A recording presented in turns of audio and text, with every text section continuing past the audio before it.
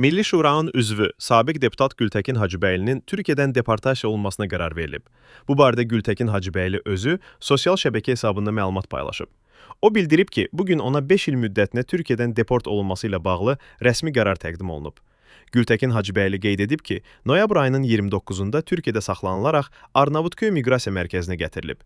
3 gün öncə isə saxlanıldığı Arnavutköy geri göndərmə mərkəzindən çıxarılaraq Çatalca miqrasiya mərkəzinə aparılıb. Xatırladaq ki, mediada Gültəkin Hacıbəyli və Milli Şuranın digər üzvü Azərbaycan Xalq Cəbhəsi Partiya sədri Əli Kərimlinin prezident administrasiyasının sabiq rəhbəri Ramiz Mehdiyevin dövlət çevrilişinə cəhd planında yer aldığı barədə yazılıb.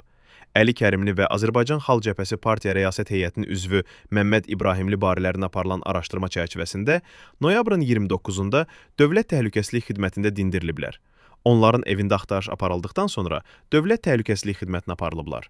Əli Kərimliyə Cinayət Məcəlləsinin 278.1 hakimiyyəti zorla ələ keçirməyə, dövlətin konstitusiya quruluşunu zorla dəyişdirməyə yönələn hərəkətlər maddəsi ilə ittiham irəli sürülüb.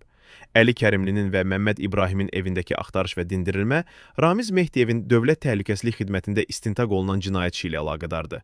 Dövlət Təhlükəsizlik Xidmət tərəfindən saxlanılan Azərbaycan Xalq Cəbhəsi Partiya sədri Əli Kərimli barəsində dekabrın 1-də Səbail rayon məhkəməsində təqdimata baxılıb.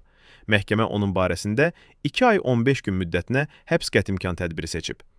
Prezident administrasiyasının sabiq rəhbəri Ramiz Mehdiyev Cinayət Məcəlləsinin 278.1 dövlət hakimiyyətini ələ keçirməyə yönələn əməllər, 274 dövlətə xəyanət və 193-1.3.2 cinayət yolu ilə əldə edilmiş əmlakı leqallaşdırma maddələri ilə ittiham olunur.